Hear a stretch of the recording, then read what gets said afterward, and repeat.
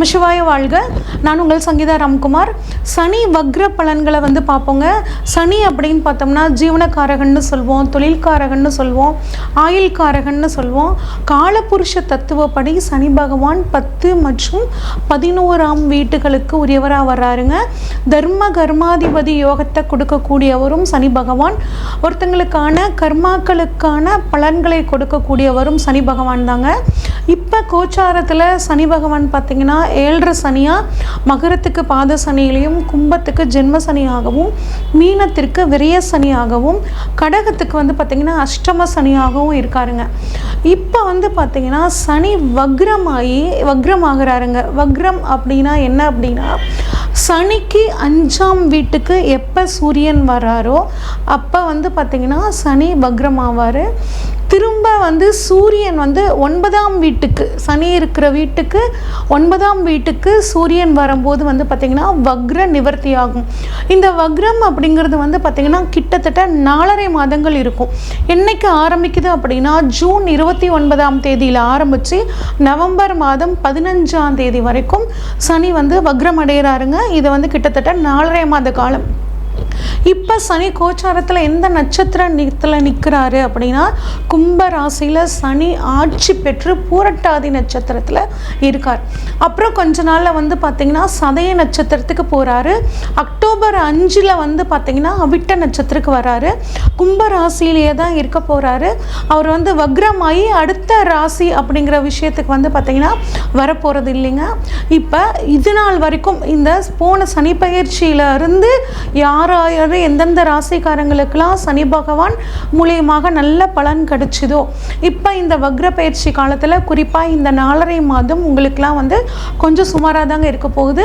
யார் யாரெல்லாம் சனி பகவானால் நிறைய பிரச்சனைகளுக்கு ஆளானாங்களோ அவங்களுக்கெல்லாம் வந்து பார்த்திங்கன்னா இந்த வக்ர பயிற்சியானது ரொம்பவே நல்லா இருக்க போகுதுங்க. இப்போ நம்ம ஒவ்வொரு ராசிக்கும் வந்து பார்த்திங்கன்னா சனி வக்ர காலம் என்னெல்லாம் பண்ண போகுது அப்படின்னு பார்க்கலாங்க. ஓகேவாக்கண்ணே. மகர ராசிக்காரங்களுக்கு இந்த சனி வக்ர பலன்கள் எப்படி இருக்குன்னு சொல்லி பார்ப்போங்க. சனி பகவான் உங்களோட ராசிநாதன் மற்றும் 1 மற்றும் 2க்குரியவர். உங்களோட ராசியை பொறுத்த வரைக்கும் ராசிநாதனும் அவர் தாங்க. 2ஆம் அதிபதி, குடும்பஸ்தானாதிபதி, வாக்குஸ்தானாதிபதியும் அவர் தாங்க. இவர் வந்து வக்ரம் வாங்கிறது நமக்கு நல்ல அமைப்பா அப்படின்னு சொல்லி பார்த்தோம்னா கொஞ்சம் சரியில்லாத அமைப்பு தாங்க. ஆனால் குருவோட பார்வை உங்களுக்கு ரொம்பவே நல்லா இருக்குங்க. குரு 5ஆம் இடத்துல சூப்பராக இருக்காரு. 9, 11, 1 இந்த இடங்களை பார்க்குறாரு.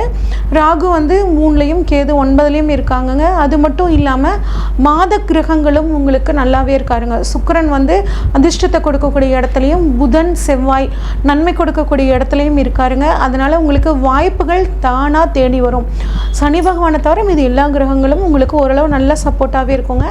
உங்களுக்கு புதிய வாய்ப்புகள் தேடி வரும்னு சொன்னேன். எது சம்மந்தப்பட்ட விஷயங்கள் வாய்ப்புகள் எங்களுக்கு தேடி வரும் அப்படின்னு கேட்டிங்கன்னா, எஜுகேஷன் சம்மந்தப்பட்ட விஷயங்கள் ரொம்ப நல்ல ஒரு கோர்ஸுக்காக காத்துட்டு இருந்தீங்க அப்படின்னா கட்டாயம் உங்களுக்கு கிடைக்கும். இந்த யூனிவர்சிட்டியில் தான் படிக்கணும்னு நினச்சிட்டு இருந்தாங்க, இந்த காலேஜில் தான் படிக்கணும்னு நினச்சிட்டு இருந்தேன் அப்படின்னா உங்களுக்கு அது கட்டாயம் கிடைக்கும். நீட் எழுதி உயர்கல்விக்காக ரொம்ப நாளாக இந்த கோர்ஸ் வேணும்னு நினச்சிட்டு இருக்கிறவங்களுக்கும் இந்த சமயத்தில் இது கிடைக்கிறதுக்கான வாய்ப்புகள் ரொம்பவே சூப்பராக இருக்குது. அதே மாதிரி வேலை படித்து முடித்தோடனே கிடைச்ச வேலையில் சேர்ந்துட்டேங்க, ஆனால் என்னோட கனவு ஜாப் அப்படிங்கிறது இதுதான், நான் இதுக்காக தான் நான் காத்துட்ருக்கேன் அப்படின்னு நினச்சிட்ருக்கிறவங்களுக்கும் இந்த 4.5 மாத காலத்தில் கட்டாயம் உங்களுக்கு வேலை அப்படிங்கிறதுக்கு புதிய வேலை தேடி வரும். அந்த வாய்ப்பை பயன்படுத்திக்கோங்க.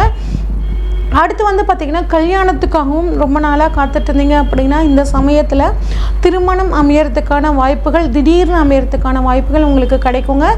அதே மாதிரி இந்த வாய்ப்புகள் வரக்கூடிய வாய்ப்புகளை மற்ற கிரகங்களோட சுப பார்வையால் கிடைக்கக்கூடிய அந்த வாய்ப்புகளை பொறுத்த வரைக்கும் நீங்கள் எப்படி பயன்படுத்திக்க போகிறீங்க அப்படிங்கிறத வந்து தீர்மானிக்க போகிறது யார் அப்படின்னா வக்ரம் பெற்ற சனி பகவான் தாங்க. அதனால் முடிஞ்ச வரைக்கும் கிடைச்ச வாய்ப்பை மிஸ் பண்ணாமல் நீங்கள் பார்த்துக்கிறது ரொம்பவே நல்லதுங்க. இல்லைன்னா வந்து பார்த்திங்கன்னா இந்த வாய்ப்புகளை நீங்கள் இழக்கிறதுக்கான சூழல் வந்துருங்க. கொஞ்சம் கவனக்குறைவு இல்லாமல் எதையும் திட்டமிட்டு நீங்கள் செயல்படுத்துனீங்க அப்படின்னா இந்த காலம் ரொம்பவே சூப்பராக இருக்கும். எந்த ஒரு விஷயத்தையும் அனலைஸ் பண்ணி பண்ணணுங்க, திட்டம் போட்டு பண்ணணும். ராசியில் வந்து படக்கூடிய குரு பார்வை நீங்கள் அந்த திட்டம் போட்டு செயல்படுறதுக்கான ஒரு அருளை உங்களுக்கு கொடுக்கும். வரக்கூடிய வாய்ப்புகளை பயன்படுத்தக்கூடிய அந்த தன்மையும் குரு பகவான் கொடுப்பார். அடுத்து சனியோட பார்வை அப்படின்னு சொல்லி பார்த்தீங்கன்னா 4ஆம் இடம், 8ஆம் இடம், 11ஆம் இடத்துல படுதுன்னு சொன்னீங்க. 4ஆம் இடத்துல வந்து பார்த்திங்கன்னா உங்களோட 4ஆம் இடத்தை 3ஆம் பார்வையாக சனி பார்க்கிறார். அப்போ என்ன மாதிரியான பலன்கள் நடக்கும் அப்படின்னா, 4ஆம் இடம் அப்படிங்கிறது நிலம், வீடு, வண்டி, வாகனம் அப்படின்னு குறிக்கக்கூடிய இடங்க. அது மட்டும் இல்லாமல் 4ஆம் இடம் சுகஸ்தானம் அப்படின்னு சொல்லுவாங்க. 4ஆம் இடம் படிப்பு சம்மந்தப்பட்ட ஸ்தானம். இந்த விஷயங்கள் சம்மந்தப்பட்டு நீங்கள் எந்த முடிவு எடுக்கிறதுனாலும் ஒரு தடவைக்கு யோசிச்சு தான் முடிவு எடுக்கணுங்க. நிலம், புதுசாக ஒரு நிலம் வாங்குறது, புதுசாக ஒரு வீடு வாங்க போகிறோம், இல்லை குழந்தைகளோட படிப்புக்காக நாங்கள் வந்து வேறு ஸ்கூல் மாற்ற போகிறோம் அப்படின்லாம் நினச்சிங்கன்னா ஒரு தடவைக்கு 2 தடவை யோசித்து அதோட ப்ளஸ் என்ன மைனஸ் என்னன்னு அனலைஸ் பண்ணி ப்ளஸ் அதிகமாக இருக்கிற காரியங்களில் நீங்கள் ஈடுபடுறது ரொம்பவே நல்லதுங்க.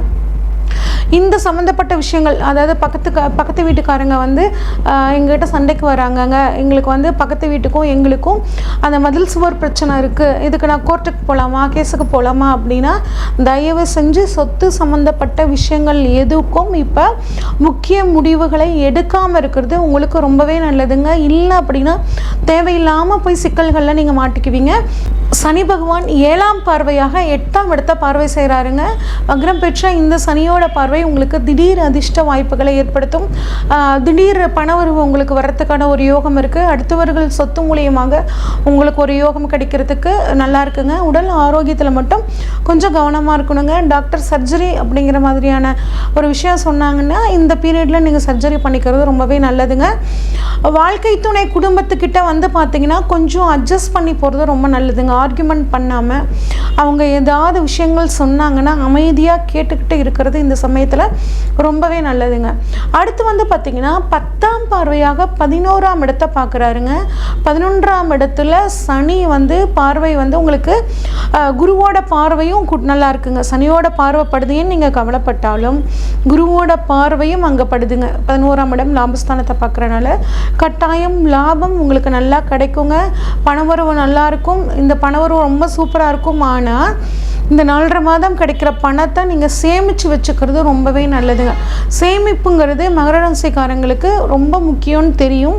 இருந்தாலும் இந்த சமயத்தில் நிறைய விரயங்கள் வருங்க. அதனால் சேமிப்போட முக்கியத்துவத்தை உணர்ந்த நீங்கள் கட்டாயம் சேமிப்பு இந்த காலத்தில் பண்ணிக்கிறது ரொம்ப நல்லதுங்க. அதே மாதிரி மூத்த சகோதரர்கள்கிட்ட கொஞ்சம் அட்ஜஸ்ட் பண்ணி போகிறது ரொம்பவே நல்லது.